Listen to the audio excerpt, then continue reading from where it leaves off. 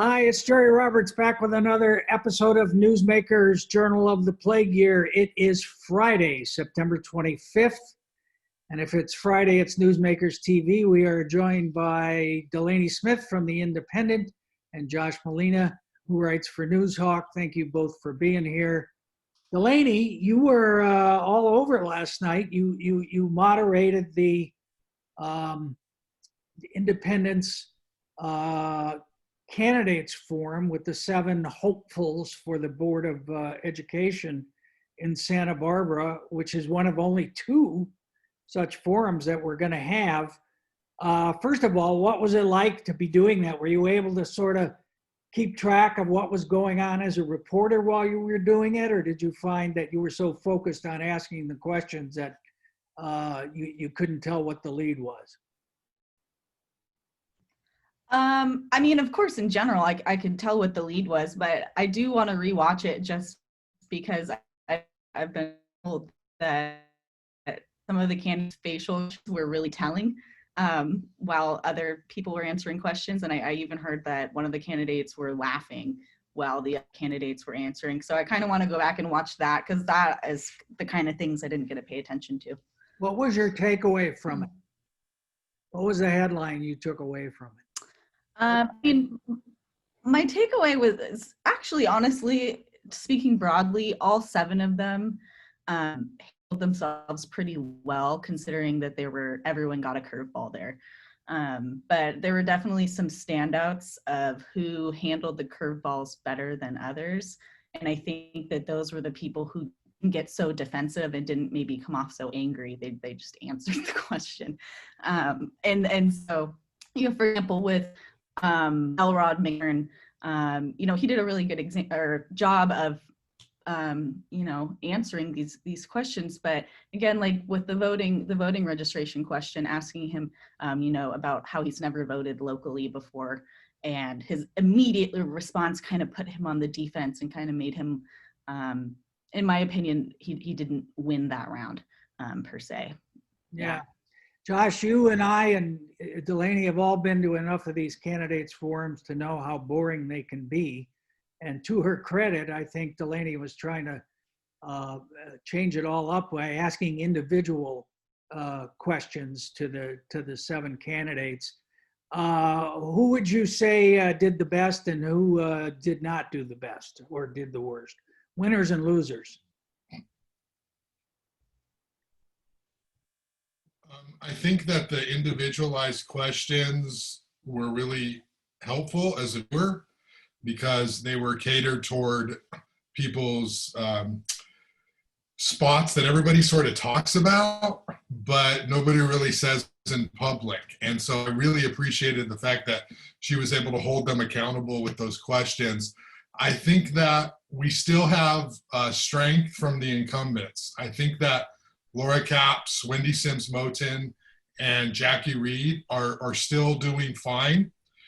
When you're trying to take out an incumbent, you have to be devastating, okay? We saw Laura Capps try to do this with Doss Williams, right? You have to get desperate. You have to shake it up. You got to make the case. You got to make the case. The voter base, there's a reason to make a change. Right. Yeah, and so, obviously Laura did that. She didn't win, but it was very close, okay?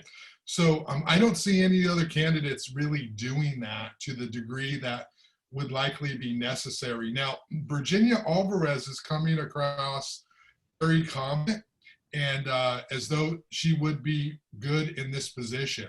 So it will be interesting to see the decisions that the voters make and are willing to give her a chance to be on this board or stick with the incumbents. Now, we know that the conservatives want to make this case as though the entire district is unhappy with the incumbents, but we know simply through voter registration that Democrats have a very large majority, and the number of people who pay close enough attention to these things to be upset is a small amount of the voter base. So I think that if you're Brian Campbell or any of the more conservative candidates, or definitely Moni DeWitt, who is sort of like not really defend herself in any clear way. I mean, she's sort of like, I'm not part of fair education. I am a Democrat, but yet she's not really resonating with that Democratic Party crowd. I think those people, if you're not an incumbent or Virginia Alvarez, you're still struggling to define why people should vote for you over those three. Yeah. I think of the non-incumbents, I think Virginia has really shown quite a bit. But I think in terms of establishing a criteria of choice for voters, why should I vote for you? The only other one who's really done that clearly is Elrod McClern, and he's clearly in the fair education camp. Let's get rid of just communities. Why do we need ethnic studies? Let's get back to basics, so on and so forth. Although I have to say, when you asked him why he's never voted in Santa Barbara, Delaney, he looked like he'd been hit by a 2x4. And he tried Yeah, to and that's what I meant. by saying, well, how do you know that I haven't voted anywhere else? Which was kind of a strange answer. I mean, if he had, why not say it? And then he said, well, because I'm not political, which I thought was a what? I mean, I'm not political, therefore I'm not voting, but I'm going to run for office. So I thought that was problematic. The other question I thought I really was interesting and had a lot of substance to it was when you asked Jackie Reed, and essentially asked her the same question twice about, her whole thing is equity and ethnic studies, and she's fought for all of these things. But like Jared Schwartz at Just Community, she is a white person, kind of telling that story. And how did you think she did on answering that question? I actually thought she did a really good job. I mean, for being asked basically like, why should people vote when you're right, is essentially that question. Like when there are good choices of people of color. I mean, that was right, exactly. Right. I mean, with the additional context, but essentially that was the question. That's a hard question to just get slapped with, and she did come through and answer it pretty great. She was able to pull from her background resume and explain her way through that one. And I was impressed. I thought she might fumble. Yeah, she had a lot of energy, and it was pretty thoughtful. I thought I would put her in the debate winners category. Josh, what was your take on Me too. Brian Campbell?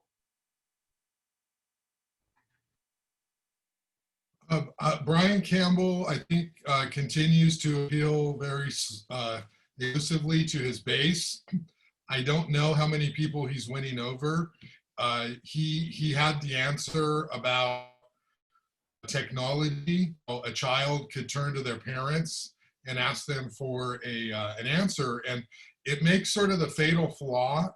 He has the fatal flaw assumption that people's households are like his household, where there's two parents in the household, and those two parents are available to answer questions, and that's really the sign of a disconnect. Now, I think it's great that Brian Campbell, is present in his home and can help his kid, and obviously that's a great model. But there are lots of families that are not like that, and there are lots of families whose parents are working, and there's siblings who are managing kids, and then there's a lot of kids who are home alone too. And I think that there's this disconnect as to, because somebody like that sees the way their kids learn, they want to transfer that into how everybody learns, and right. That is not really the best sign of leader. The best sign of leadership is to know that there's a broad platform and range, and how do we appeal to most people in the middle. And I think that I don't think that resonates well, although I think his base, they're going to like him because he's a conservative guy and they want to go with somebody like that. Yeah. So I think, he does come across more humble. He comes across as like very well-meaning, but a little bit disconnected. He doesn't come across as arrogant or out of touch or. No, he's a dad. So the world really. He wants to do the right thing, but you did put him on the spot, Delaney, because he had said, well, I'll just ask Alexa. And Delaney's like, what do you think? Everybody has Alexa. And it was like, oh yeah, that was kind of a strange thing. And he had to say, well, actually, I also said Siri over his initial response was, but I thought that was funny because that was besides the point. But I mean, back to that really quickly, you know, from what I saw with that question is that is an example of the question not getting answered, because the disconnect that Josh is talking about, he acknowledges there's disconnect, but then he's citing, well, everyone has a smartphone or some form of a smartphone that they can do. But now you're still assuming the fact that, let's say the parents do have a smartphone. Now you're assuming that they're in the home and not working, and they actually can still do that. Like it's just, he still didn't get the point of the question. Your And privilege that, I mean, that really clearly showed the disconnect, even though he's well-meaning. It's not like he's malicious. He's obviously well-meaning, but he's never experienced an experience besides his own, and it's really obvious. All right, so this forum lives on the independent website, correct, Delaney? People can In go the multimedia section, yes, not in the news section. It's a little tricky. And you're doing the Goleta School Board this coming week? This coming Wednesday at 5:15, and the questions, don't get too excited. They're not going to be as, no one's going to be looking like they got hit with a 2x4 with the Goleta group, but. All right, so look for, I'll do a little something in Newsmakers advancing that, and you can look for the link on the independent website. Real quick, just one other thing on the Santa Barbara School Board. We had the arrest of this, I guess, maintenance worker, manager for child predation or sex abuse or something. Josh, is that connected to the school district in any way, other than the fact that the guy works there? Bizarre story that nowhere on Tuesday, and it appears as though the custodial services manager was arrested for a long time, sexual molestation involving a teenager. And so he's been arrested. It's in the court system. As far as I can tell, this is not a systematic issue that has to do with the school district, although there are plenty of people who politically are trying to suggest somehow that, you know, the board and the incumbents are responsible for this, which I find very off-putting. There could be more to come out. In my reporting, it appeared as though it was a domestic thing, and it just happened that this individual worked at the school district. So, well, this conduct, it's obviously an act, but it wasn't taking place. It didn't affect the conduct of the person who was arrested. What was not taking place there. at school. Yeah. Yeah, no, it was not taking place at school. The school district put out a statement saying this is nothing on the school grounds. This happened in a home, and that was that. There are people though who are somehow trying to blame the incumbents for this, which it's putting. Yeah. All right. The other thing, Delaney, Tuesday night, they went through the different options that they're having as COVID declined somewhat in our area, of how to get kids back in the classroom and so on. Where does that stand? Are there key dates that are involved that they're looking at, or how's that process working? Well, it sounds like overall last Tuesday, the vibe was that we're not going to be reopening anytime soon, fully in person, I mean. And even though, and I know we're going to talk about this a little bit later in the show, even though the county is getting closer to the red zone, and once we're officially in the red zone for 2 consecutive weeks, schools are permitted to open. Santa Barbara Unified is sounding like they're not going to go that route, at least for now. Okay. All right. Josh, you had a really interesting story where the Planning Commission, the City Planning Commission, rejected this deal that had been put together by the city with the owners of Paseo Nuevo to extend their lease, to get some improvements done. And then it seemed like out of the blue, the planning commission went, what, 6-0, 7-0 to vote against it? What was behind that? Yeah, it was 6-0. This was very shocking to think how far things have turned. 2 years ago, they started talking about a development agreement. Paseo Nuevo says, hey, we want a lease extension. We're going to invest all of this stuff into the mall. And we want sort of guaranteed security without paying any rent to have this space for a long time. But we're going to make this destination. And the council was on board. They went to the council about a year ago to talk about this. And then the planning commission, over 15 hours and 3 meetings, basically said no. We've had COVID. We've seen the decline in retail. Also, Ed St. George, the developer, has been very vocal about not going along with this development agreement, because if you look at it from a business perspective, you have Paseo Nuevo, LLC, they don't have to pay the city anything in rent for that space. That was the deal they originally cut in 1990 when the mall opened as a revitalization sort of effort. And as a business person, Ed said, that's crazy. Like, we need to get the value of that mall so that we can benefit from it. Also, simultaneously, there's now this movement for more housing downtown.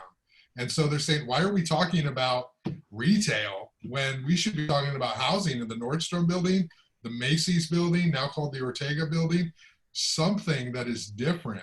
And the planning commission has also had some changes. We've got some new planning commissioners, and they're like, no, we're not going to do this. No, they voted to against the development agreement. It's going to get appealed. It's going to go to the city council, and it'll be a major showdown. I don't see the council disagreeing with the planning commission. Really? That's interesting. Yeah, because as you say, the council was for. As you say, the council was already in favor of this deal, but I guess COVID and now, you know, with the no traffic and no cars on State Street and Nordstrom has left, there've been a lot of changes. So you think that the council will uphold the planning commission's rejection of this, and then what's going to happen? I mean, what are we going to do? They're going to direct the city staff to go back. They're going to direct city staff to go back to the bargaining table with Paseo Nuevo and try to renegotiate a different kind of agreement. One where the city gets some kind of rent from Paseo Nuevo and is part of the whole downtown discussion. And it's quite shocking that this is happening, because Paseo Nuevo for a long time was sort of seen as this anchor of downtown. Yeah. And now with cars gone and State Street opening and dining in the streets, Paseo Nuevo now needs to be part of the larger State Street conversation. So this is a big victory for Ed St. George and the pressure he was able to put on the planning commissioners. And not to tie everything back to Kathy Murillo, but it's another example of that. This is the extended nut graph, Jerry. Another example of the lack of cohesive leadership at the city. Things happen just kind of all over the map. They play out every Tuesday and Thursday. And she has no strategic thinking. She has no strategic thinking about any of it. You know, just a note that one of the people that thought this was bad is Hal Conklin, the former mayor who's been leading this quote unquote leadership group of commercial property owners and so on. He's in hospital, but he was so freaked out about it. He wrote a big long missive to everybody, which I published as an op-ed. I mean, yeah. What do the downtown property owners think about the housing, right? So everybody wants more housing. That's a lucrative opportunity for housing downtown. And I think there's a feeling of Paseo Nuevo's gotten a free deal for a long time, but it's a new era and we need to shake this up. So I think all the momentum is on the side of something new, a new development agreement. Also, quick thing, a little bit insider, but the owners of the mall went out and got a $173 million loan based off of this development agreement. They Wow. basically represented that, hey, we have this locked up. And so that throws everything now in disarray. And Ed St. George's whole point was, if that creditor thinks the mall is worth that much, Why that aren't they're going to loan them $173 million, we look like fools that we're Yeah. giving them free rent. Maybe Ed's It's a gonna really good business story. It's a good downtown story. maybe Ed's gonna run against Kathy. All right. Hey, Delaney, on the pandemic itself, you said this in passing earlier, but apparently, so now the county numbers have improved to the extent that we're close to moving into a new tier, or we have moved into a new tier. I'm a little unclear on that. Yeah, so it's a little confusing. So with Newsom's new color-coded tiered system, we've been on purple, of course, and that's the most widespread, the highest amount of restrictions on businesses. And we, for a long time, plateaued, and we were this close to hitting the red.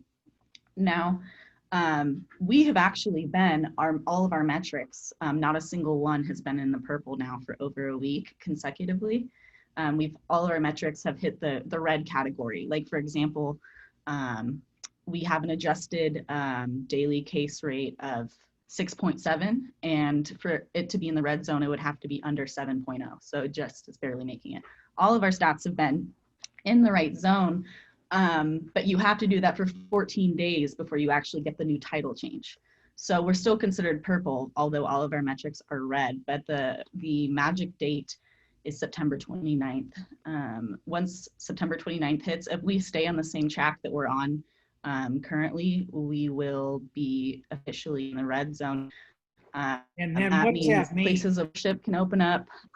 Yes, let me tell you. It means places of worship can open up.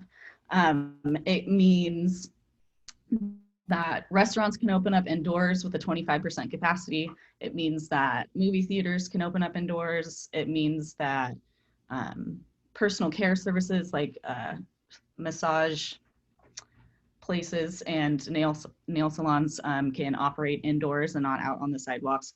All of those will go into effect once we're in the red zone.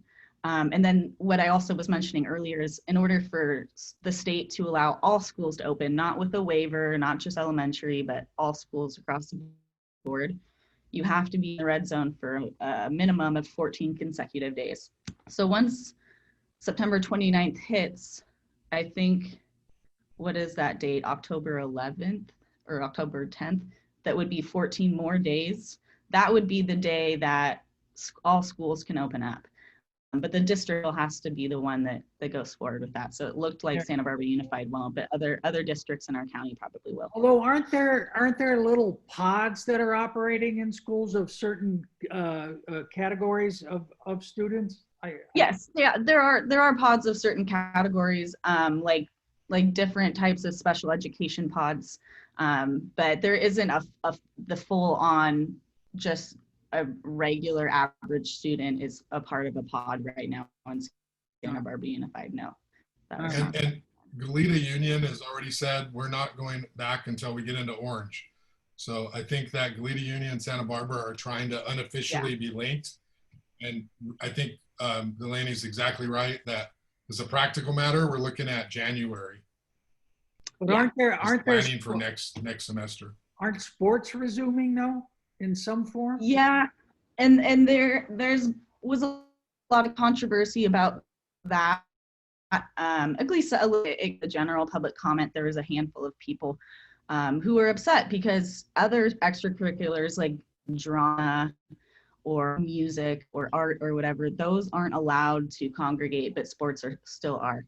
And it's confusing. And it's just, I mean, it just kind of shows this is how it's been all along. A lot of the rules that come down from the state are confusing for people and they upset people. One other really important to know on this too is we can go back and forth between tiers, right? Let's say that we have a huge outbreak in like 2 months from now and we have to go back. That could happen and we have to put restrictions on businesses all over again and go back to purple. If schools are already opened at that point, those will never reclose because it's too much on parents and kids. So if a school reopens, no matter how bad the pandemic gets after that, that school will continue to stay open. So then, So that's another huge, yeah. So then we'll a huge just thing to keep in mind for the districts when they're talking about reopening. all right. Okay. Well, Josh, I've been working on a rant that I'm going to publish either tonight or tomorrow about the supervisor's response to the grand jury report on pot. And I know you didn't write about that, but you did have some good news about marijuana. And that was that there is now as I understand it, a shop available for people to take their dogs and cats to get stoned. Is that did I read that right in your business column today? Well, I'm far from an expert on that stuff, but I did report that whatever the stuff is that has an effect on humans, THC, yeah. that's not in It's CBD? this. Only the CBD is. And what does that do for the I think dog? the dogs can relax without getting hungry. What? So it makes the dogs relax. That's good. They should have had it on the 4th of July. My grandpup goes nuts about the fireworks and goes in the bathtub. I could have given him some pot, I guess, and done that. All right. Well, listen, thanks for taking the time. I know everybody's schedule's crazy now on Fridays, but I Hey, appreciate Jerry, before we go, Yeah. who's your top 3 in the school district? Who's gonna win? Top 3. I would say at this point, Laura and Wendy, and I think there's a battle for third, and I think that's between Jackie and Virginia. But choose. What's that? But choose one. Which one do you think? Oh, I did. That's why we're having the campaign. I don't think people have made up their minds. I think they're just beginning to focus on it, which is, that's why it sucks that there's so few forums. Ordinarily, there'd be 5 or 6 of these things and we'd be covering them and there'd be different organizations. But, we had the Lanny Ebenstein special about whether you want to walk to school or not. And then, and we had yours, which was very good. But as far as I know, that's it, right? I mean, I heard from somebody that San Marcos, There's no more.